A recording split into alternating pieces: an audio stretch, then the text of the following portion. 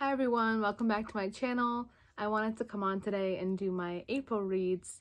I had a really good reading month for the month of April, maybe my best reading month all year, and I read about 9 books in total. I still have 3 that I'm working through. Hopefully I'll finish them soon. I want to be able to count them for my April reads, but I don't know. I think that's not going to happen, but anyway, I hope that you get some good recommendations from this video, maybe discover some new books, and yeah, without further ado, let's get into it. So the first book that I read in April was White Teeth by Zadie Smith, which is actually one that I've read before. I read this back in 2015, I think, and I loved it at the time, and I wanted to revisit it. I also read it for a book club with friends, and it was no surprise, but I loved it just as much as I did the first time. I think that this book is amazing and really impressive. It's Zadie Smith's debut novel, which is just crazy to think about. She came out with it in 2000, and she really wrote like a modern classic. I really think that this book is a modern classic, and I think it's one that will be discussed, 50, 60 years down the line for sure. So it basically follows 2 main families, but also a third family in North London, and it's basically about all of these families coming together in a North London neighborhood. It talks a lot about the immigrant experience. It talks a little bit about colonial legacies in England and tries to get into that, but beyond all that, it's also just really funny. It has a really witty narrator that kind of sees over everything, and that's why I think it's really similar to Middlemarch, which is one of my favorite books of all time, Middlemarch by George Eliot, and I think that those 2 books are actually really similar, and I don't know, I wonder if anyone has written anything about it, but because they both have this bird's eye view narrator that kind of snarkily narrates the lives of a big cast of characters, and it's also very focused on one place. So Middlemarch is its own contained town, and White Teeth is very much about North London in particular. And if you read this book, you will see how Smith includes real streets and real neighborhoods in North London, real landmarks, and I think she's very much inspired by that. And she has another book called NW, which is also about a North London community. But long story short, I'm sure people have heard about this book, but if you haven't read it yet, I would absolutely recommend this book. I think that everyone should read it, and again, I think it's a classic. So it was a really strong start to my April. And then next I read Walking on the Ceiling by Ayşegül Savaş, which I had mentioned in a previous video because I read White on White by her in February. This is Savaş's debut novel, so she came out with it before White on White. When did it come out, actually? I think 2016 or something. Let me check. Oh, 2019, never mind, even more recent. This one is basically about a girl living in Paris who befriends an older male author who writes about Istanbul. And Istanbul is also where our narrator is from, but she's currently living in Paris. But as she lives in Paris and goes on these walks with this author who she befriends, she also remembers her childhood and her relationship to her mother while growing up in Istanbul. I think the best part of this book for me was, again, the exploration of cities and walking in cities and how those landmarks and sites are interwoven with memories of people and family. So she talks a lot about different parts of Istanbul and, the memories that she has of her and her mother going to fish restaurants in Istanbul or walking along a particular neighborhood of Istanbul. And she grew up in Moda, which is a really nice part of Istanbul, very beautiful. So yeah, that was my favorite part of this book, and I did a little post on Instagram with also my favorite parts of Istanbul, so that was really fun for me, and I think that's really the main thing that I got out of this novel, but I still really liked it. I gave it 4 stars. Next, I read one that I mentioned in my haul, which was Cold Enough for Snow by Jessica Au. This is another like mother-daughter relationship plus city kind of book, but in a bit of a different light. So this is about a mother and daughter that travel to Japan, but they're originally like they live in Australia, but the girl's mother is originally from Hong Kong. So it's a very short little novella, but in the course of their trip in Japan, the narrator, the writing is beautiful, by the way, but I'll get into that later. But the narrator writes about her childhood in Australia. She writes about growing up with her mother, the relationship between her and her mother. She writes a little bit about what it's like growing up as the child of immigrants in Australia, a little bit like about culture. She writes about her relationship to work and herself and her identity. Anyway, so there's a lot of really interesting themes in this book, and they're all kind of explored in these little fragments that come out as the narrator is talking about her trip in Japan. So she talks about, you know, her plans for how first she's going to go to Tokyo, then she's going to go to Kyoto, and she wants to do this particular hike, and she wants to visit like these historical houses. There's a lot in here about art. So towards the beginning of the book, they visit a couple art museums, and there's also some interesting like discussions between her and her mom, or maybe lack of discussions between her and her mom about art in the museums. Oof. So basically there's a lot in here, and it's such a short little novella. I love this book. I gave it 5 stars. It's one that I will definitely revisit, especially because it's so short to read, you know, such a quick read. But yeah, for me, I really loved, first of all, the travel writing, because I loved the writing style. It's just what I like. It's really simple. It's really pared back. It reminded me a little bit of Natalia Ginsburg. You know, there's no like flowery metaphors or anything. She's just describing the things that they're doing, like even down to like what they eat. She's like, I ordered a bowl of noodles, and at the bottom of the bowl there was like a picture of a flower or something. Like I don't remember the exact thing, but she's literally describing like how the plates looked at dinner. So but that being said, like it's not long-winded at all, and like it really works. Like just trust me, I think that everyone will like the writing style of this book. But yeah, so in those kind of very I'll say like detailed descriptions of the trip, and like even the logistical aspects of the trip, we're getting like the little minute interactions between her and her mother. She really wants to connect with her mother. It's after a long time, and she really wants her mother to see what she's seeing in Japan. She wants her to like the same art, and they even have a section where they're talking about like their philosophies about life, and her mother does the same. Her mother has a particular philosophy about life, and as she's telling it to her daughter, like the narrator writes, like, I could tell that she wanted me to agree with her, but I just couldn't agree with her.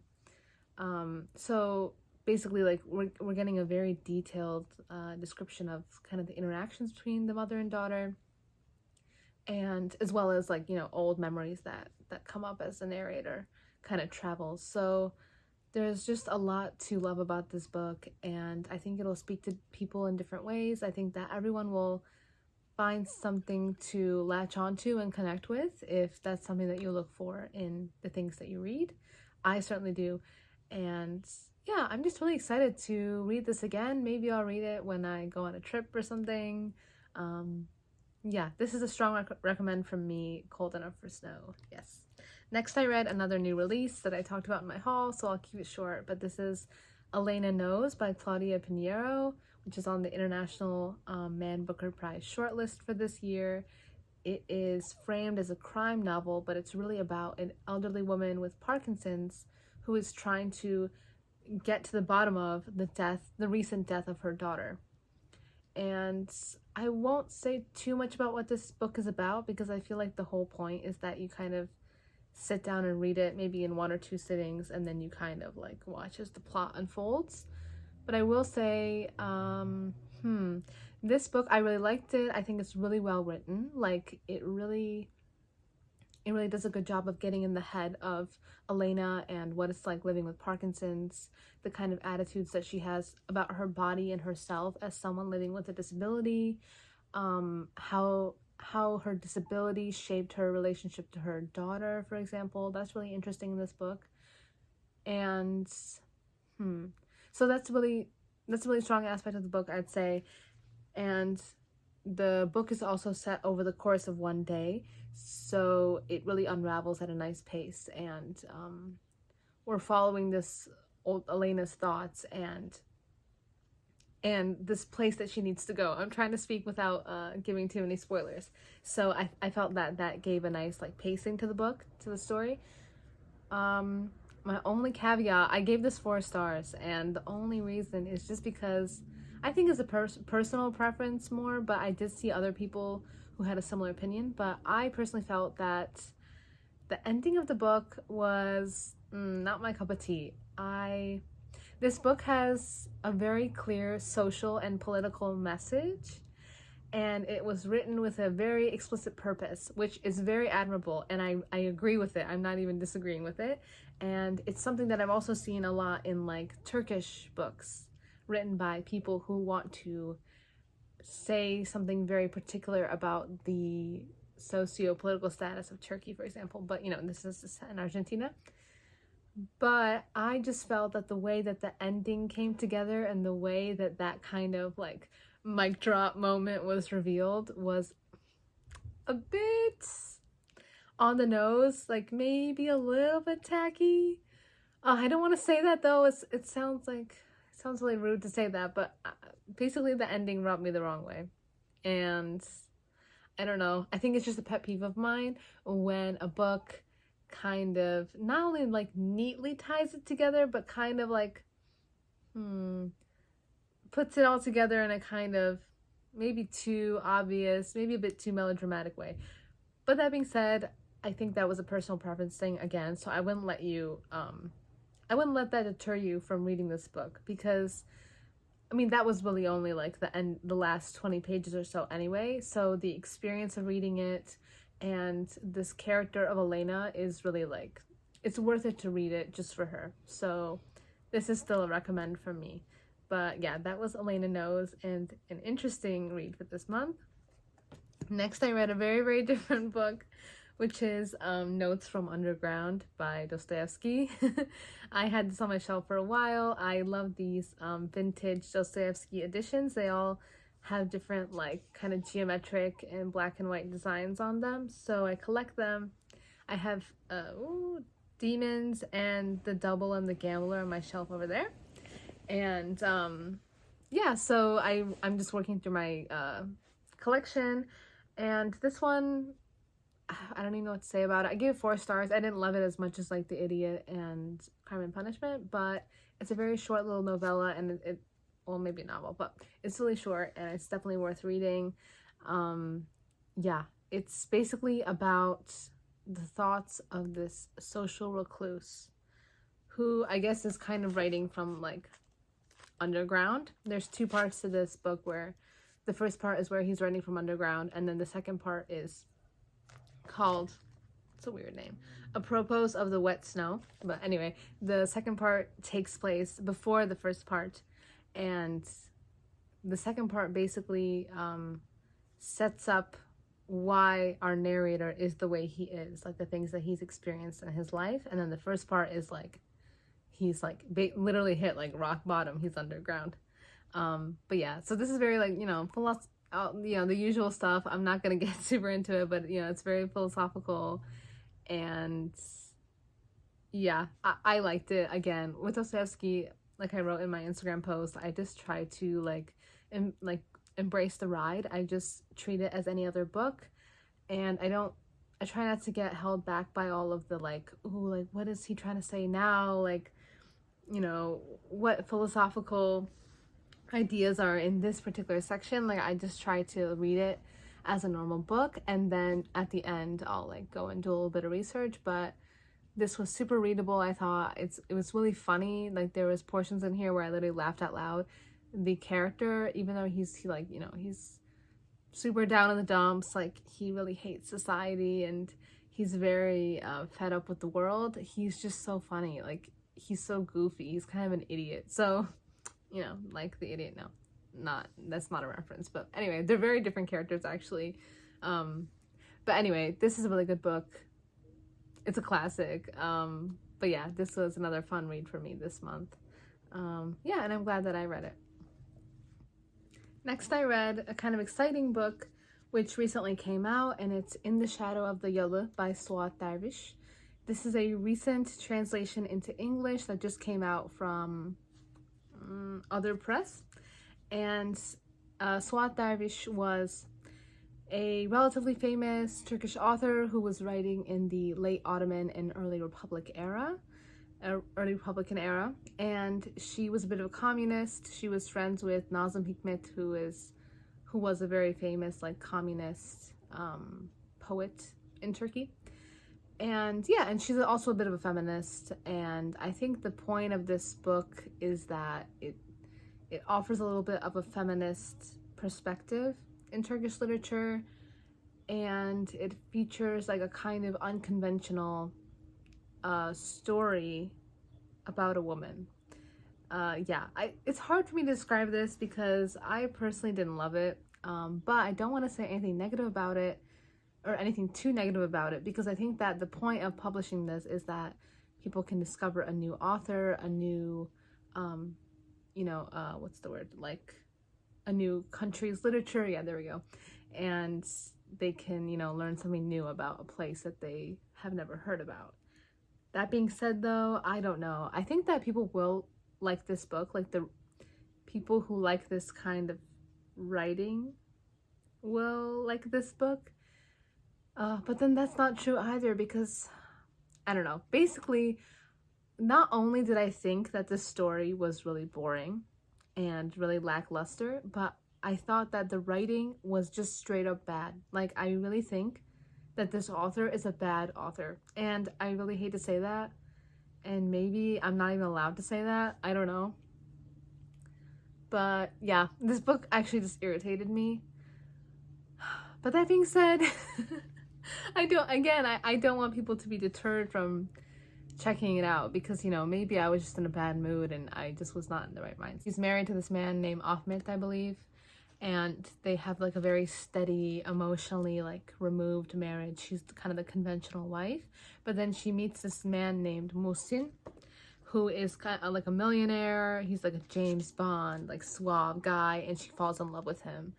And it's kind of like playing off of like Anna Karenina or Madame Bovary or whatever, and she, she runs off with Muhsin, and they kind of have this love affair, but obviously it's not like happily ever after, and it doesn't really work out. Oof, like, I'll just say, I think my main issue with this was that the writer, like the author, clearly doesn't know how to write a character, because like we have these three main characters, and I think that the only way for this book to work and to be actually like good in any way is that you have to have a very strong, like solid characterization of these three characters. You have to really understand their motivations, and you have to understand like what if you want to make a social commentary, like what fragment of society that they're representing. And it's a little bit of that, but it's very superficial. And I feel like not only were the characterizations of these characters like non-existent almost, but they were contradictory. like oh my, like I could have highlighted it and shown you. I didn't end up doing it because I like didn't have the patience to annotate this, but there are moments where the character of Ahmet, like her original husband, like he's characterized as someone who's like only after money, and he marries her because he wants to climb the ranks of society, and she, represents like the aristocracy, so she's still very elite. So we're like, okay, that's interesting, like representing kind of like social climbers. But then, guys, like he starts acting differently. Like in the next two sentences, she starts to say Ahmet didn't care about money at all. He just wanted to keep his wife. And I'm like, you just told me that he only cares about money. But then later in the book, he still keeps only caring about money. But then at the end of the book, basically, there are no traits. Like, there are no consistent traits. Same with Muhsin. Like, Muhsin is the billionaire character who she falls for. kind of like a suave guy. We don't really know anything about him. At first, it's set up that, like, even though he's a billionaire, even though he has all this money and wealth and status, he's willing to throw it all away for Zadie, our main character. And I guess he's meant to be the kind of guy who, you know, opposite of Ahmed, he doesn't care about the money, actually. He doesn't care about the status. And he's very in tune with his emotions or something like that. Guys, that's not true either. That doesn't hold up either, because Muhsin starts, either he doesn't do anything, or he starts, like, only chasing after the status. So I'm like, and it's not even done intentionally. I don't think it's intentional. Like, it's not explained how this character developed, if he even did develop. I think it's just a case of, like, the author clearly wanted to copy, like, freaking, like, Rebecca or something, or some book like that, like, something that she's seen in the West. She wanted to copy it and do that version, and she wanted to add in, you know, a little bit of, like, old, like, Ottoman Empire glamour, maybe a little bit of social commentary sprinkled in there. But you can't do that if you don't have any characters to, like, hang it onto. Like, that's what I'm saying. Like, the only interesting part of this book was the second chapter, where she starts to talk about the Jalile's grandmother, and also they have an Armenian neighbor. And that was literally the only interesting part of the book, because we got some real characters with some real substance who represented a real history. And then she just threw that away. So I think I'm way too, I need to calm down. I think I'm way too bad about this book, but that being said, I think you should still read it. I don't know. Maybe I'm being dramatic. I think I've rambled for a long time about this book. It's been like almost 9 minutes, but basically I hated this book, and I still gave it 3 stars though, because it's not that bad, but I think I just, like, I had some expectations, man, and I just didn't want to see, like, such a poorly written book. Like, it's one thing to write a boring book and to write something that's uninteresting and doesn't really contribute anything new, but this didn't even do that. It's just poorly written. It's just, like, did you write this in one night? Did you write it for, like, your high school assignment? Like, anyway, maybe I'm being too harsh. I know that people really like this book, and if you like this book, truly let me know. Like, I want to like it. I might even reread it and go back and find that I'm wrong. Like, I want that to happen, but as of now, these are my raw reactions to this book. Yeah, thank you for listening to my long rant. Okay, after my 9-minute long rant about that other book, I ironically have a book here, the last book that I read this last month, which actually probably deserves an even longer rant and probably is worthy of the hatred. But I actually really love this book, and yeah, though I might regret saying that, because I think that I could very easily say that I also hated this book. Like, I wrote on my story, like, I think that I could have given this 1 star or 5 stars. But I gave it 4 stars, but I think I've sat on it. I think that this is worthy of the 5 stars now. But anyway, let me explain. So this is an apprenticeship. I really struggle to say that word. An Apprenticeship, or The Book of Pleasures, by Clarice Lispector. That's the title, by the way. That's the whole title. And this cover is beautiful. When I saw this cover, I was like, I have to read it.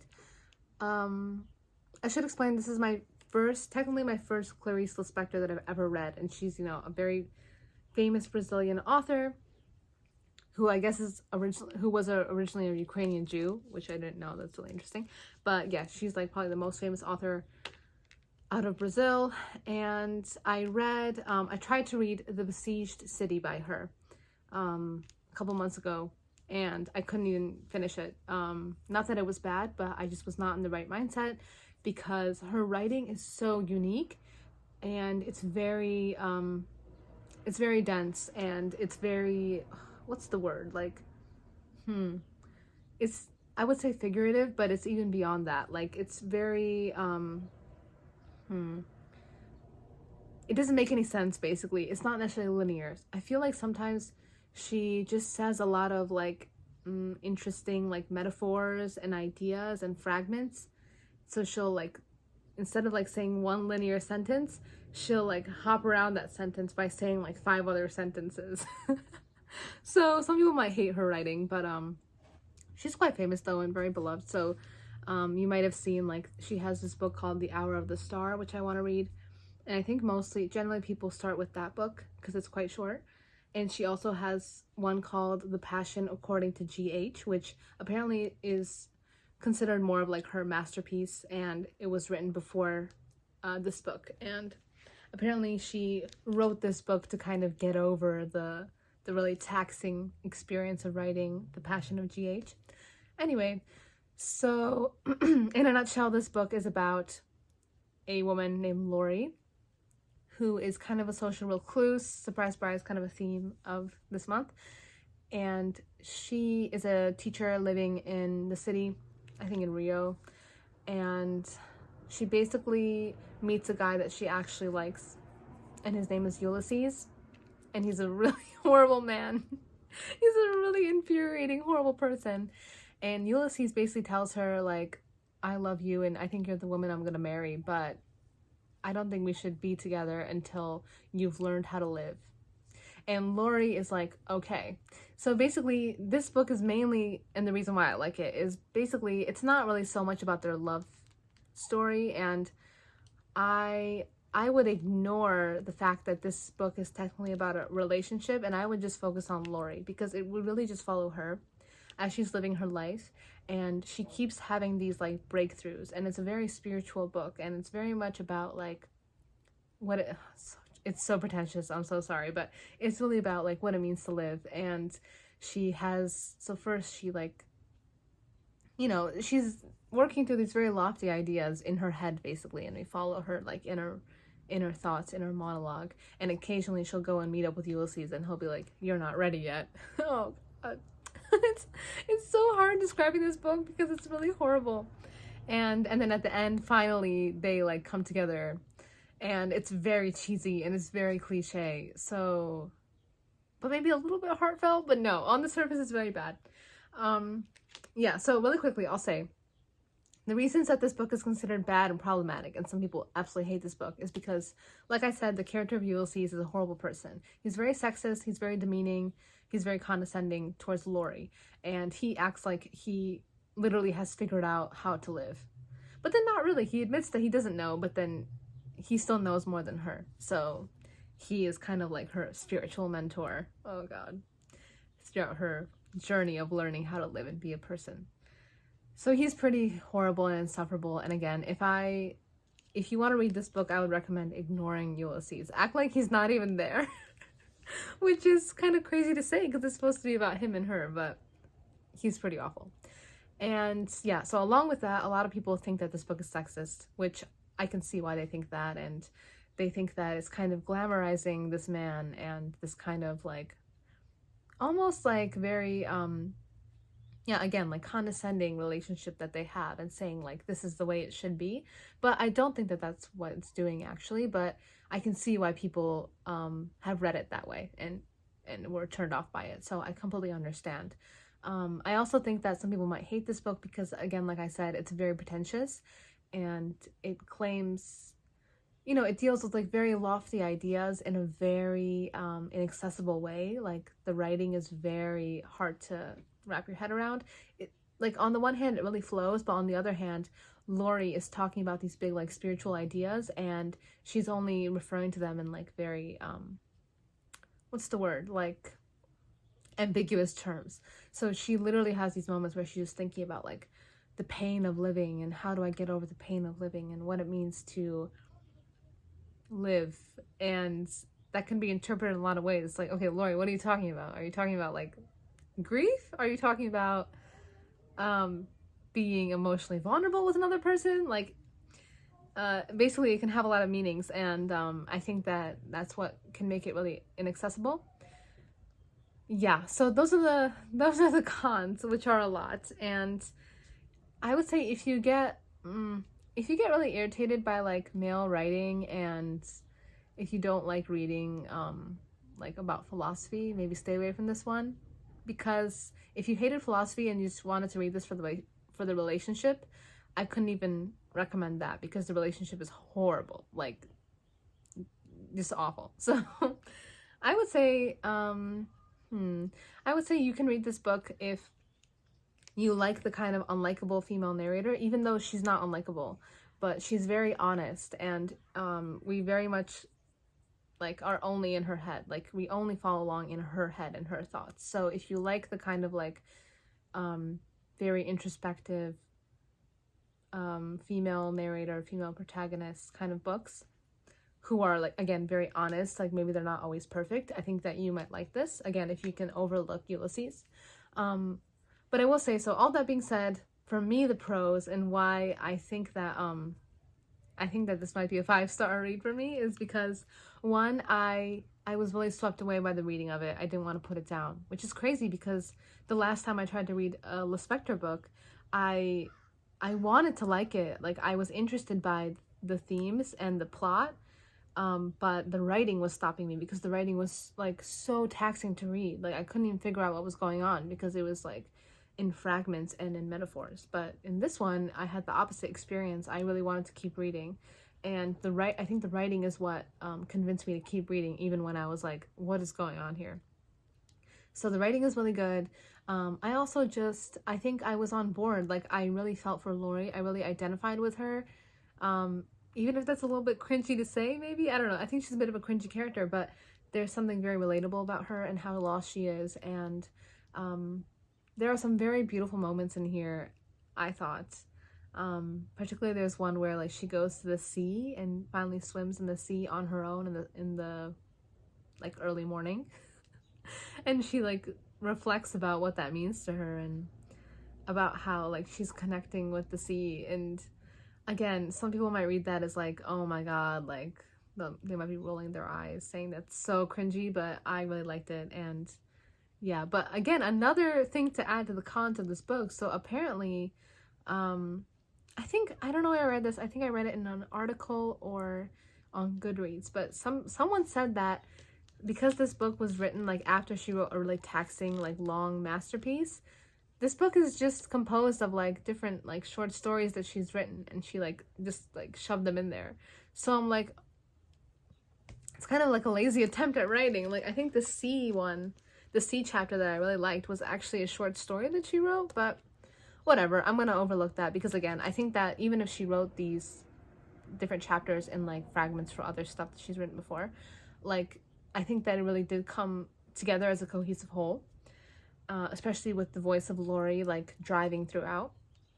And really quickly, I'll even say like there's even a chapter I should say, where she goes to the market and she's kind of reached a stage where like she's no longer afraid of living and she's really loving life. She's loving everything she sees around her. She goes to the market and she starts looking at all these fruits, and she looks at the potato. She just grabs the potato and she looks at it and she's like, this is marvelous. This is like a miracle. Like, look at this beautiful potato. And I forgot what the quote was, but she basically says like she looked at the potato and it was a hallelujah or something. Oh my god, like it's so hard not to laugh. But even that, I was like, you know what, Lori, like, it's cringy, but you're right. Like, life is a miracle.